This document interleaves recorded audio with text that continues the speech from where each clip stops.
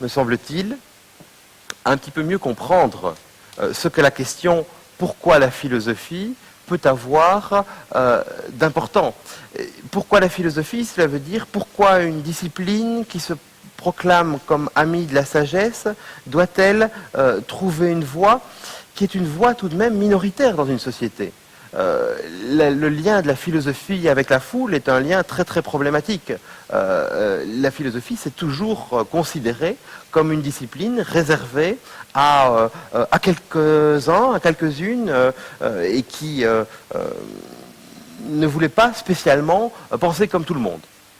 C'est très important pour voir ce que c'est la question pourquoi la philosophie a de circonscrite à certains groupes. Et donc, poser la question pourquoi la philosophie, c'est aussi poser la question pourquoi quel philosophe? Pourquoi tel philosophe et telle doctrine? Vous savez que la philosophie est aussi l'art des questions. Et d'une certaine manière, dans cette discipline, les questions comptent plus que les réponses. Ce qui, évidemment, a suscité l'ironie de certains, on peut le comprendre. Mais il faut entendre cette qualification de la philosophie de cette manière-ci. Les réponses elles-mêmes, vous savez, ce n'est peut-être pas ce qu'il y a de plus important, parce qu'en définitive, sur des questions comme qu'est-ce que vivre, la réponse, nous savons qu'elle a quelque chose d'inaccessible. Elle est un Graal qui nous attire, bien entendu, mais il y a beaucoup de doutes que quelqu'un un jour puisse produire une définition. Vivre, c'est ceci, point à la ligne, tout le monde est d'accord. Non. Ce qui est attirant, c'est la démarche vers cette question et donc la reformulation de la question. Chaque question doit donc être reformulée. Pour chaque question, il faut trouver, disons, un chemin, disons, une voie pour vers la meilleure manière de la poser. J'ai choisi, pour continuer avec vous à explorer cette interrogation sur pourquoi la philosophie, de poser un partage, de poser une différence à l'intérieur même de la philosophie entre ce qui est du domaine existentiel, personnel, et ce qui est du domaine universel, ce qui vaut pour tous. C'est un partage qui est finalement classique, même dans nos vies, entre le subjectif et l'objectif. Et nous allons nous demander si la philosophie est bien organisée autour de ce partage ou si les choses sont plus complexes que cela. Pour cela, il convient, me semble-t-il, de prendre certains exemples, et des exemples d'abord d'utilisation de doctrines clairement existentielles dans la philosophie, qui est aussi un art de vivre et qui, dans l'Antiquité grecque et romaine aussi, a été surtout un art de conduire sa vie, une réflexion sur les conditions justes pour avoir une vie heureuse. Les philosophes disent que finalement, le plaisir est le bonheur des insensés, mais que le bonheur est le plaisir des sages. Ils cherchent donc une voie vers ce bonheur. Là, nous sommes en plein dans une réflexion existentielle. Un premier exemple qui a fait de la philosophie un art de vivre, un premier exemple est Épictète. Épictète qui appartient au courant du stoïcisme. Épictète, c'est le 1er siècle après Jésus-Christ. C'est un esclave au début qui a été affranchi par son maître, qui a pu suivre des cours de philosophie à Rome, avant que les philosophes ne soient chassés de la cité, qui avait un maître très cruel. La légende dit que Épictète était quelqu'un qui était très très résistant et qui faisait de l'endurance, comme tous les stoïciens, une vertu. Et la légende rapporte à ce propos qu'Épictète était un jour châtié par son maître qui lui appuyait très fort sur la jambe, presque pour la casser, et Épictète lui aurait dit, attention, ma jambe va casser. Et le maître continuant, lui brise la jambe, et Épictète dit simplement, tu vois, je te l'avais dit, elle est cassée.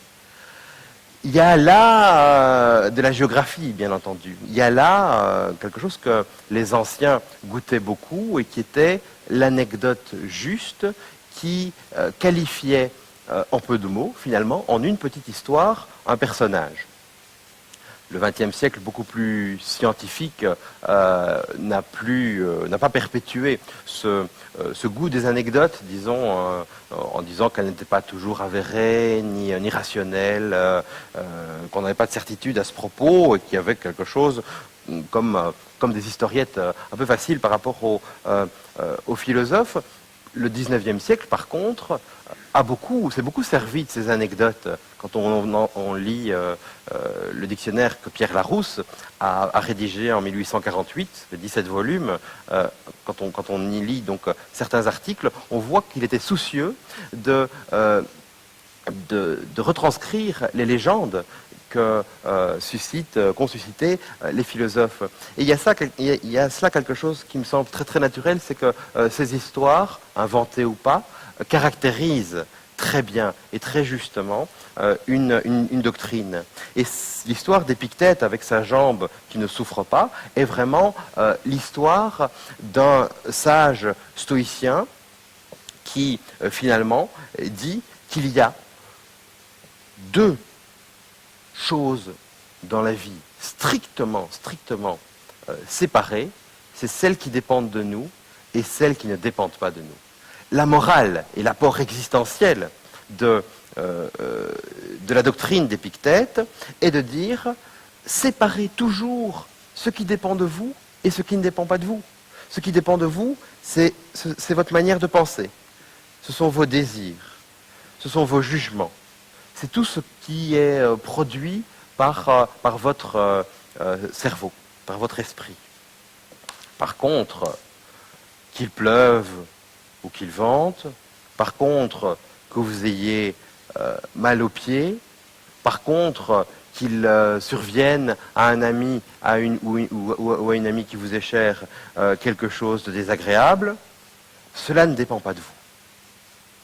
Et la sagesse, pour Épictète, est de dire, puisque cela ne dépend pas de vous, n'en soyez jamais affecté.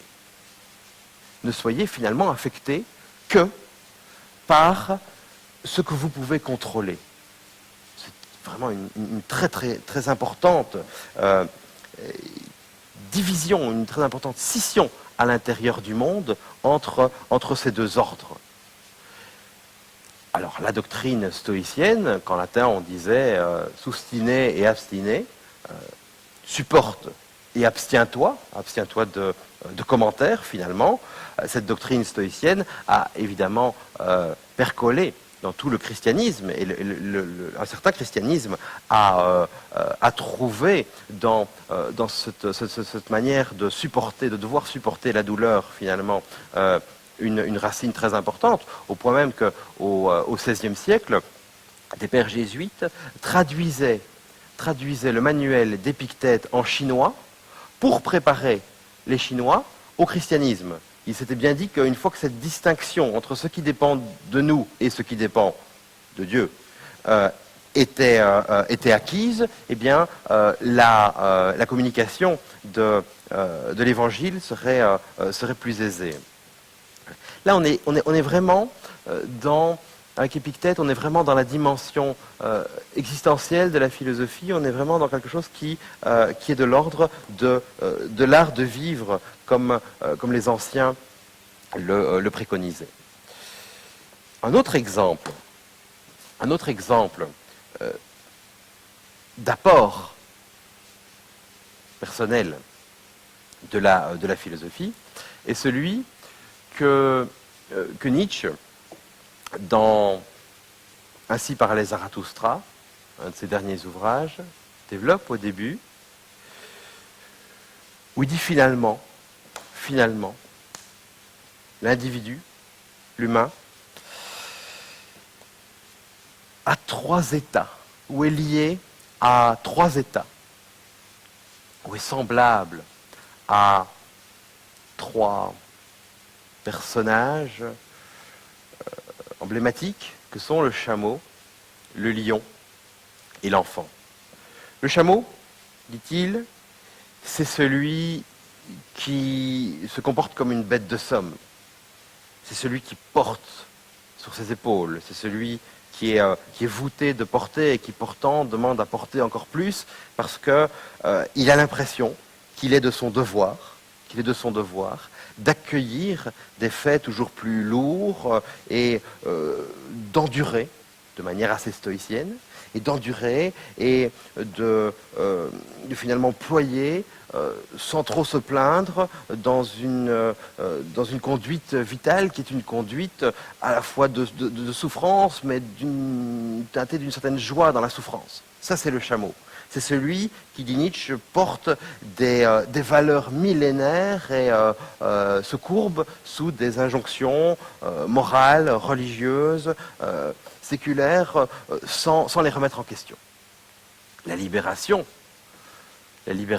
que Nietzsche demande et qu'il propose dans toute sa philosophie commence par ce qu'il appelle ce passage de la mentalité de chameau à la mentalité de lion, où le lion, lui, est celui qui ne porte rien, bien entendu, qui rejette cette nécessité d'avoir un fardeau, qui rejette cette nécessité de porter, mais qui remplace le tu dois, l'obligation du chameau, par un je veux librement, je m'exprime, d'abord avec un jeu qui commence à exister, et puis par cette volonté, qui deviendra chez Nietzsche la volonté de puissance, bien entendu.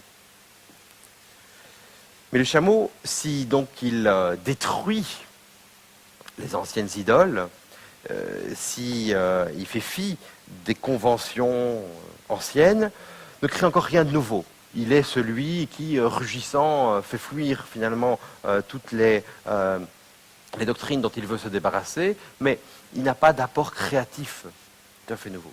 Et c'est pourquoi Nietzsche voit, dans ce moment très, très personnel, très existentiel, il parle de lui profondément dans cette typologie.